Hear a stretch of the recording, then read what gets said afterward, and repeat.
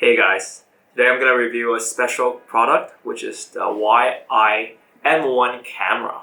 So this is a micro four thirds camera which was newly introduced just a week ago, and I got the retail version here.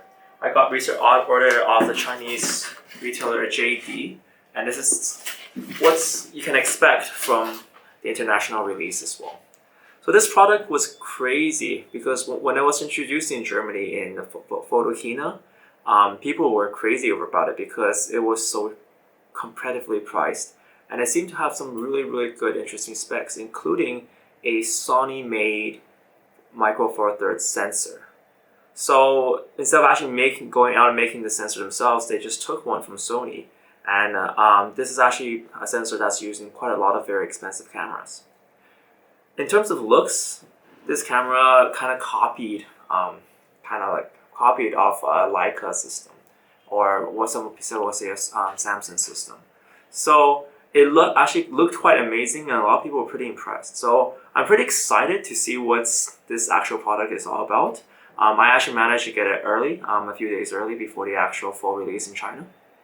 So I'm pretty excited to see what's really inside the box and show you guys, what this product is all about. So let's take a look at the box first. It's a pretty standard cardboard black box with the YI logo on the front. So YI apparently stands for Young Innovators, and whilst they're a pretty new company, they've been making action cameras that kind of are like GoPros, and their main financial backer is Xiaomi, which makes mobile phones. So why this is kind of exciting in the camera world is because cameras have been for a long time been dominated by companies such as Sony, Nikon, or Canon. And these guys, they are hardware manufacturers. They make cameras and they never really update these cameras. They're just standard cameras that you buy. And what's coming here is that YI is trying to kind of come in from a software manufacturer perspective.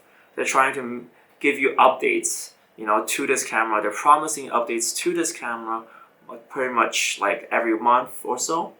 And what that might do is that might just give us this camera kind of new features coming in. So anyways, without more ado, here is the simple system. This costs around $300 US. So it's actually not very expensive, and it comes with one lens. So I got the cheaper version, which is a single lens version. All right, let's take a look inside the box. So the box itself is pretty simply sealed by just a very simple sticker here, so we're not expecting much in the way of packing. All right, let's open this up.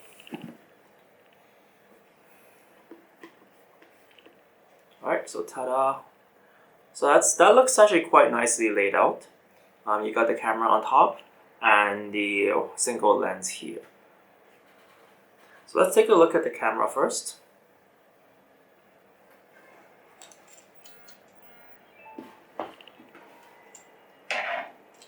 So it's relatively compact. So a lot of people said this kind of copied a Leica camera. Why is that? Because they have this kind of dot, like kind of red-orange dot here, which is a signature Leica camera move. Well, whilst Leica cameras, they're kind of carved out of a single piece of aluminum, this camera is all plastic. So that kind of explains why it's much cheaper than a Leica camera, because you're not going to pay for that premium build.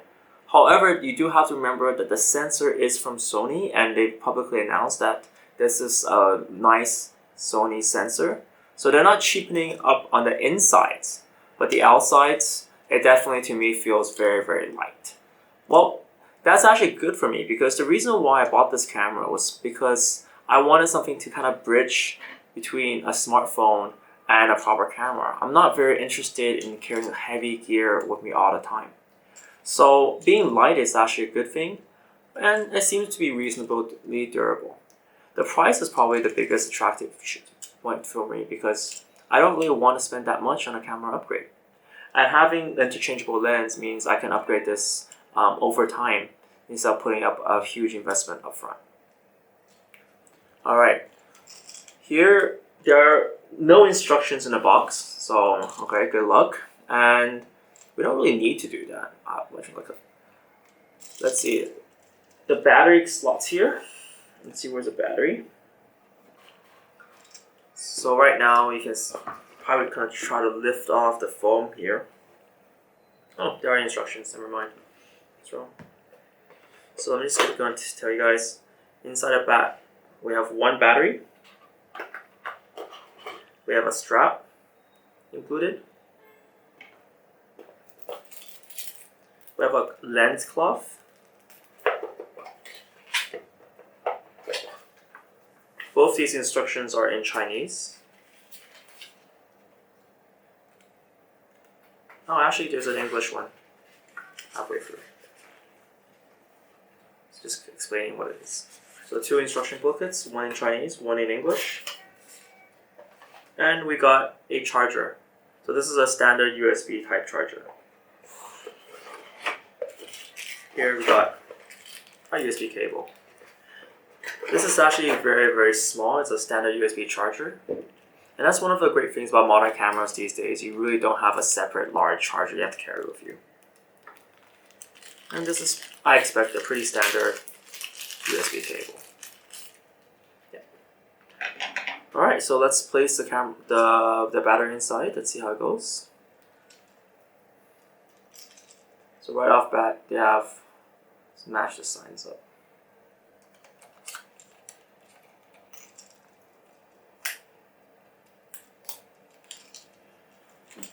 In terms of buttons on a camera, there is one top dial and a record button, and 2 buttons on the back, and that's it for this whole camera. So that's kind of the design philosophy. They're going for a full minimalistic design rather than having a lot of buttons. This is actually a touchscreen, which is something I really want on my camera. I got the Sony RX100 and that was actually missing a touchscreen. The screen is locked in, it cannot move. So unlike some cameras that can have a flippable screen that you can kind of view the image with when you're taking selfies, this camera can't do that. So let's get ready to boot this up. Alright, you can flip this. And you got the Huawei logo here. So this is the retail version and it comes with 3 languages. I'm not sure if you can see that there. Actually, 2 languages. There's 2 versions of Chinese, simplified traditional Chinese, and there's English.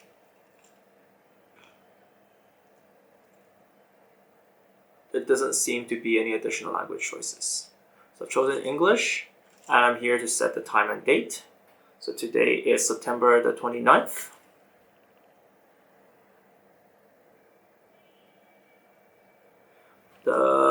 The protective film on the back is actually really preventing me from selecting things really well, so I might just remove that.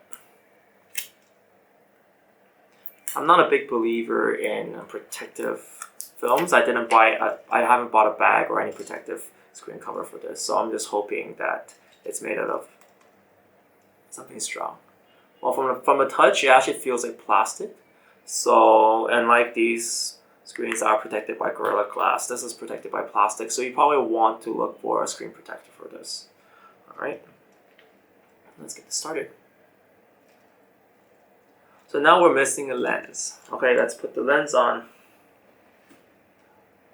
So this is the lens that comes with the camera. It's a micro four thirds lens. If you guys aren't familiar with the system, this was invented by, I think, Panasonic and Olympus in 2008.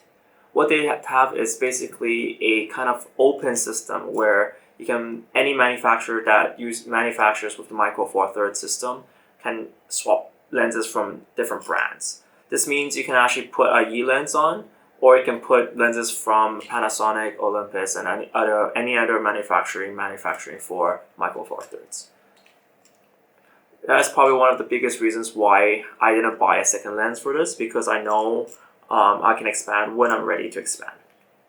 Alright, so let's remove the protective cover. You can see the sensor right there. So this is one of the biggest complaints about micro four thirds, is that the sensor is not protected by any sort of casing. So if you get any dust on that, then you're gonna have to spend a lot of time cleaning that out. So you match the dots. the red dot with the red dot on camera. And we're good to go. So the lens that comes with the cheaper model is a adjustable distance lens. Let me just take, lens is locked. All right, let's go to unlock the lens.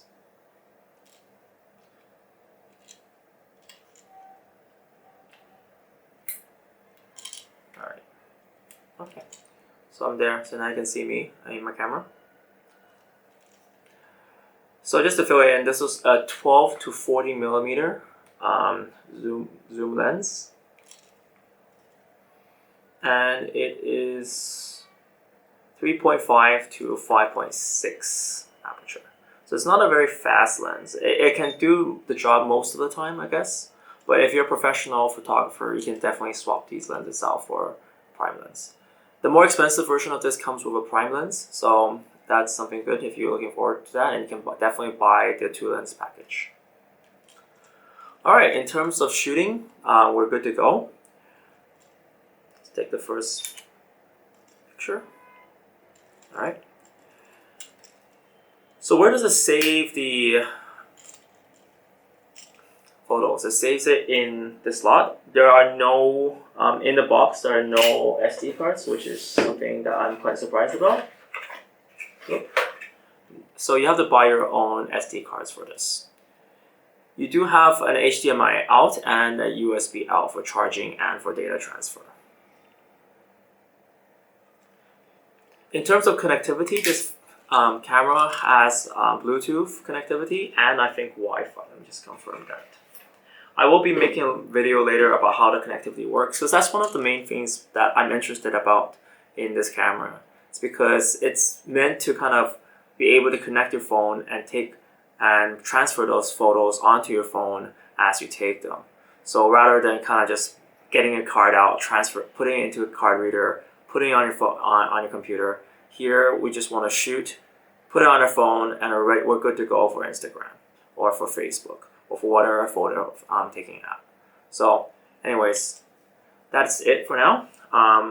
That's what's inside a box. You do want to kind of protect your equipment, and you probably do want to find a bag for this, so that's probably important. When this comes together, it does create a camera that's kind of like larger than your standard kind of smartphone. I guess these days we're no longer really I'm no longer considering DSLRs because they're just massive and I don't want to take them with me.